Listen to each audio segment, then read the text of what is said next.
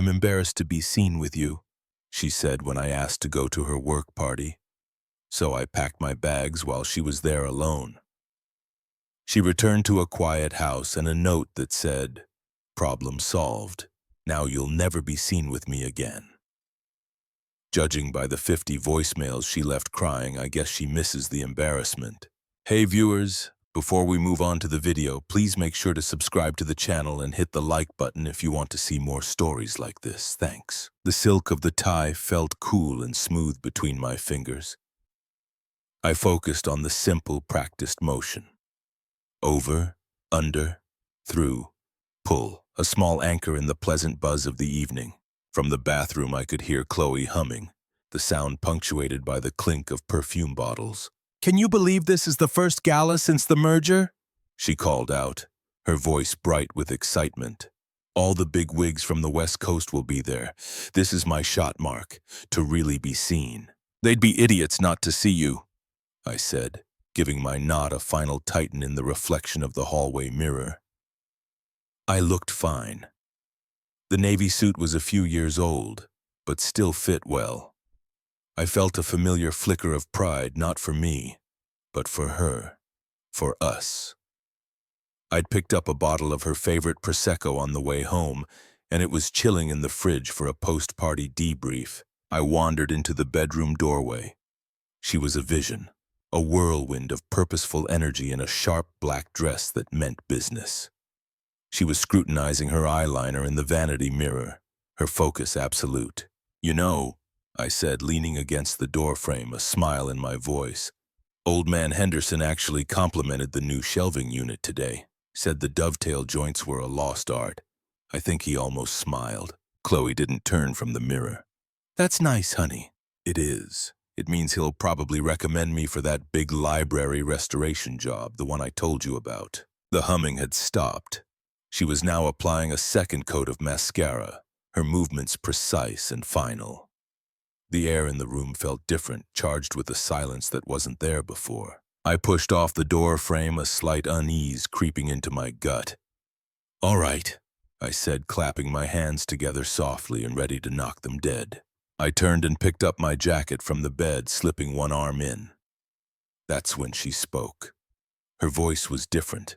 No longer bright, but low, strained. "Mark, wait." I paused, one arm in the jacket, and turned back to her. She had finally turned away from the mirror. She was looking at me, but her expression was unreadable, a tight, pained mask. "What's up? Did I forget something?" I asked, glancing around. She took a slow breath, as if steeling herself for a difficult presentation. "Look, this is awkward, but it's probably better if you don't come tonight." The words hung in the air, not quite computing. I let out a small, confused laugh. "What? Why? I've been looking forward to this all week." "I want to meet your team, the people you talk about all the time. It's just," she gestured vaguely, her eyes darting away from mine, "it's a really, really important night for me. A lot of VPs and exquisite people will be there. It's about perception." A cold knot began to form in my stomach. Perception of what? She met my eyes then, and hers were hard like chips of flint. All the earlier excitement had vanished, replaced by a cold, clinical assessment. Her voice dropped, each word deliberate and sharp as a scalpel. "Of me, Mark, your whole vibe." Her gaze swept over me from my slightly too conservative tie to my reliable, comfortable dress shoes. "The dad jokes you'll inevitably tell, these sensible shoes talking about your woodworking projects with people who trade startups like baseball cards. I'm embarrassed to be seen with you." The words didn't just hit me, they unmade me. It was like a physical blow, sucking the air from my lungs. The room seemed to tilt on its axis. "Embarrassed," she continued, the dam now broken. "You don't fit in that world. You don't speak the language. You'd just be standing there, a constant reminder of a quiet, small life. You'd hold me back, hold me back." The final brutal twist of the knife. 5 years. 5 years of supporting her through late nights, of proofreading presentations, of being her safe harbor from the corporate storm. And I was a liability, an embarrassment. I didn't yell. I didn't argue. Something inside me simply switched off. The part of me that loved her, that was proud of her, that saw a future. It just shut down, replaced by a ringing glacial silence. I could see her mouth still moving, offering some other justification, but I couldn't hear the words anymore.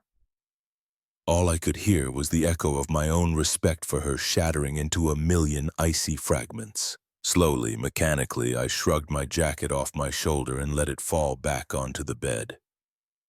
The silk of the tie around my neck suddenly felt like a noose. My voice, when I found it, was quiet, hollow, devoid of all emotion. "Okay," she blinked, thrown by the lack of fight. "Okay, so you understand." I looked right at her, but I wasn't really seeing her anymore. I was seeing a stranger who had just shown me her true, horrifying face. "I understand perfectly," I said, my tone flat and final. "You should go. Don't want to be late." Relief washed over her features. She actually smiled, a small, tight thing, mistaking my catatonic shock for acquiescence. "Okay, good, we'll talk later." She grabbed her clutch, gave her reflection one last satisfied glance, and walked out of the bedroom. I heard the front door open and close with a soft, definitive click. The silence she left behind was louder than any scream. I stood there in the middle of the room we shared, in the home I'd helped build, and felt the walls of my life crumble to dust around me. The click of the front door was the starting pistol. The shock that had frozen me in the bedroom thawed instantly, not into heat, but into a cold, crystalline clarity. There was no pain yet. That would come later. Now there was only a single, unambiguous objective: extraction. I walked to the closet and looked at my suits hanging beside her dresses. A shared life. I reached not for a garment bag, but for the old, worn duffel bag stuffed on the top shelf. The one I used for gym clothes and weekend trips. It was all I would need. My movements were not rushed. They were precise, efficient. I was a ghost tidying up before moving on to the next world. I started with my desk drawer, the one that held my passport, social security card, the title to my truck, the foundational documents of a life. They went into the duffel bag. Next, I moved to the bedroom, packing only the clothes that were unequivocally mine. The jeans, the t-shirts, the comfortable sweaters she'd always rolled her eyes at. I left behind the expensive cufflinks she'd bought me for my birthday, still in their velvet box. I left the designer shirt she'd insisted on, saying it classed up my look. They were costumes from a play I was no longer acting in. A memory unbidden flashed behind my eyes. Us painting this very bedroom 2 years ago. She'd gotten a speck of tranquil gray on her nose, and I'd kissed it off. We'd collapsed laughing on a drop cloth, dreaming of a future in this room. The future she just told me was an embarrassment. I shut the memory down. It was an artifact from a dead civilization. I moved to the bathroom, my toothbrush, my razor, the unscented deodorant she hated, into the bag. I left the fancy cologne, the grown-up skincare products she'd curated for me. From the kitchen, I took only one thing: the multi-tool my father had given me, its weight familiar and comforting in my palm. The final stop was the spare room I used as a workshop. The smell of sawdust and linseed oil was a balm. This was me, the real me, the one that didn't fit in her world. I looked at the half-finished cherrywood jewelry box on the bench. I'd been working on it for her for Christmas, carving a delicate vine pattern along the sides. My fingers traced the smooth wood one last time. Then I picked up my toolbox, a heavy metal case containing my chisels, my hand planes, my marking gauges. This was non-negotiable. The duffel bag and the toolbox. That was all I would take from 5 years of a life. It was astonishing how little of us was actually me. Now for the note. I wouldn't give her a novel. I wouldn't give her my tears or my rage for her to dissect with her friends. She deserved only a receipt. I found a single crisp piece of printer paper and a pen on the kitchen counter. The same counter where I'd left the Prosecco cooling pointlessly. I didn't sit. I stood, and with a steady hand, I wrote 2 sentences. They were not an expression of feeling. They were a statement of cause and effect, a closing of the ledger. Problem solved. Now you'll never be seen with me again. I centered it on the counter where she would inevitably see it. The Prosecco bottle stood beside it like a monument to our former life. I didn't touch it. I didn't. I slung the duffel over my shoulder. hefted the toolbox in my other hand, and took one last look around. The apartment was perfectly clean, perfectly ordered. It looked exactly as it had when she left, except for the quiet, fundamental fact that I was no longer in it. I had erased myself with surgical efficiency. I walked to the front door, opened it, and stepped through into the hallway. I pulled the door closed behind me. I didn't slam it. I didn't hesitate. I closed it with a soft, final click that echoed in the silent hall, a sound more definitive than any lock could ever be. The first night was the hardest, not because I missed her, but because I had to remember who I was before I became Chloe's embarrassing boyfriend. I checked into a cheap, anonymous motel on the edge of town. The room smelled of stale cigarettes and industrial cleaner, but the silence was mine. There were no her expectations, no her perfumes, no her sounds, just the hum of the AC unit and the hollow echo in my own chest. I sat on the edge of the bed, the duffel bag and toolbox at my feet like refugee belongings, and let the full weight of the unfairness press down on me. I didn't fight it. I just sat in it, allowing the humiliation and betrayal to wash over me until they were just emotions like any other. Painful but not fatal. My phone, face down on the nightstand, lit up. The screen flashed. Chloe. I watched it until it went to voicemail. A minute later, it did it again and again. I didn't block her. Not yet. I needed to hear it. I needed to hear the consequences of her words. After the fifth call, I picked up the phone. I went to my voicemail, put it on speaker, and set it back down. I started unpacking my few belongings into the motel's cheap dresser. The first message played. Her voice was a confused, shaky whisper, so unlike the sharp, confident tone from hours before. "Mark, where are you? The house is so empty. What is this note? This isn't funny. Call me back. We need to talk." I folded a t-shirt and placed it in a drawer. "We need to talk."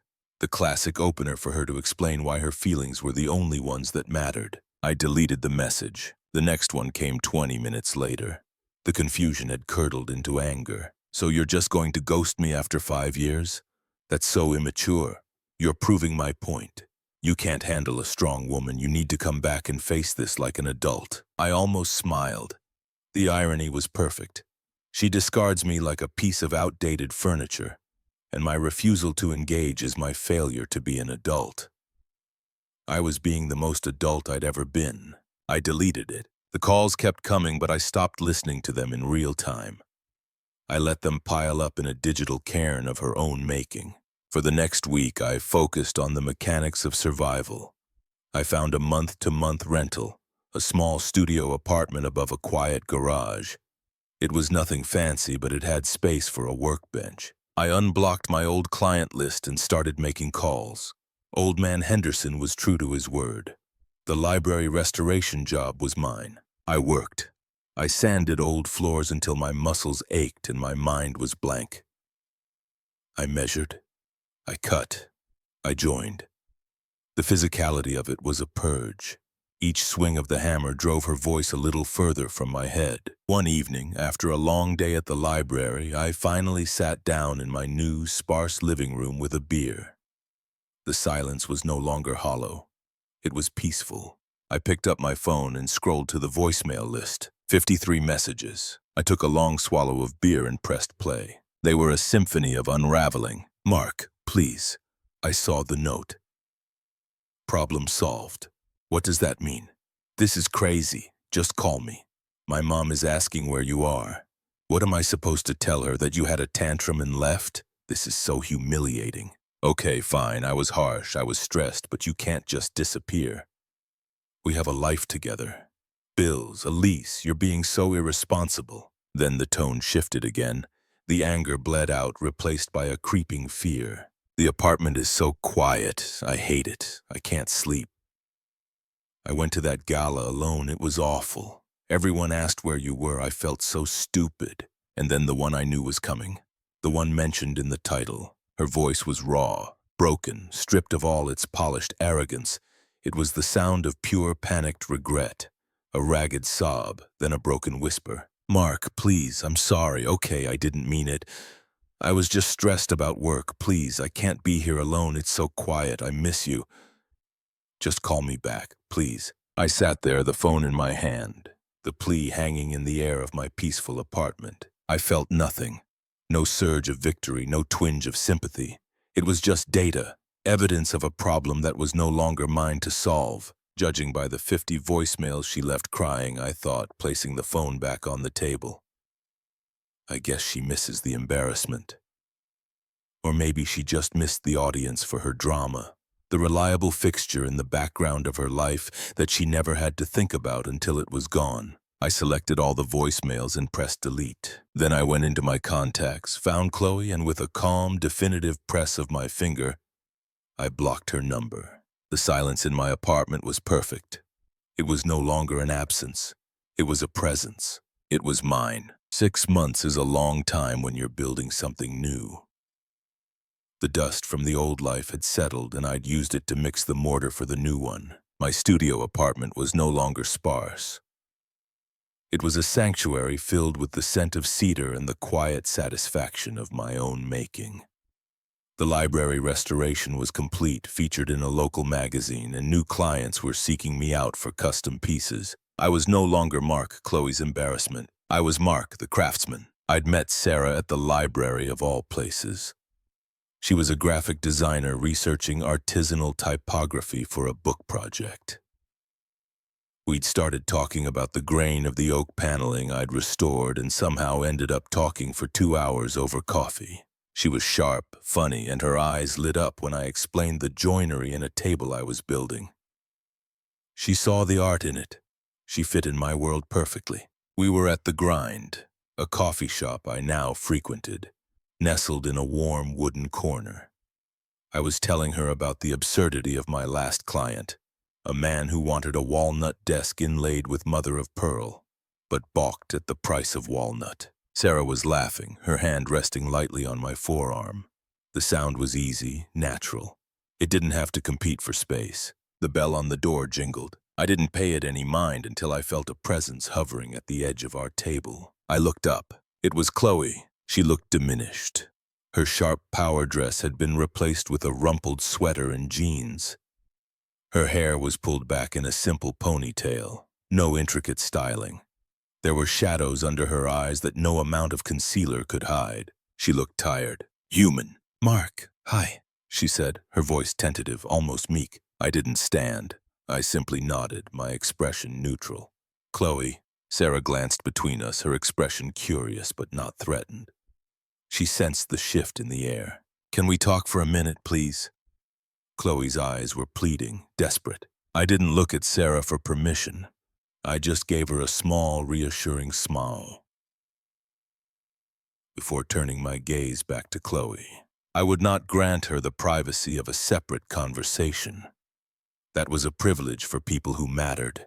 "We can speak here," I said, my voice calm and even. She flinched, her eyes darting to Sarah and then back to me.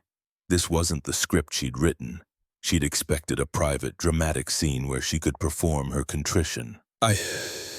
I made a huge mistake, the biggest mistake of my life." The words tumbled out, practiced and rushed. "Everything fell apart after you left. Work has been hell. They passed me over for the promotion. My friends, they're all so fake. I see now what I had, what I threw away." I said nothing. I just waited, letting the silence between her words amplify their emptiness. "You were my rock," she whispered, her voice cracking. "I was stupid and stressed, and I took it out on you. I don't care about any of that perception stuff anymore. It's all a lie. The parties, the clothes, it's empty. I just want you back. I want us back." She was crying now, genuine tears tracing paths through her faint makeup. The ultimate performance. Once that sight would have shattered me. Now it was just weather. I took a slow, deliberate sip of my coffee, placed the cup back in its saucer with a soft clink, and looked at her. My final words were not loud, but they were firm, definitive, and carried the absolute weight of truth. "I believe you, Chloe." A flicker of hope ignited in her wet eyes. "I believe you think you made a mistake," I continued. "But for me, it was a solution. That note I left, it wasn't written in anger.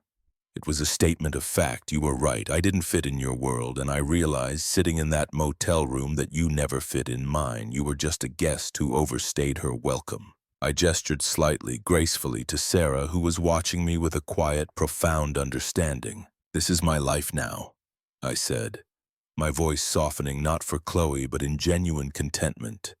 And it's a good one.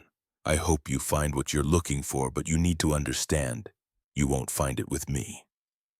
We're done. Have a good day. I turned back to Sarah, reaching for my coffee again. So as I was saying, the client actually asked if he could just use a walnut veneer. The conversation resumed. It wasn't an act for Chloe's benefit.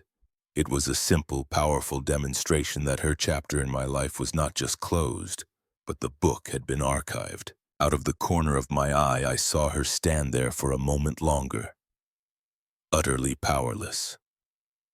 A ghost at a feast she could no longer see, let alone taste. Then she turned and walked away, the sound of her footsteps swallowed by the ambient noise of the shop. I didn't look back. There was no satisfaction, no schadenfreude. There was just peace. The problem was indeed solved. Thanks for watching. Make sure to subscribe to the channel and hit the like button. What do you think about this story? Share it in the comments.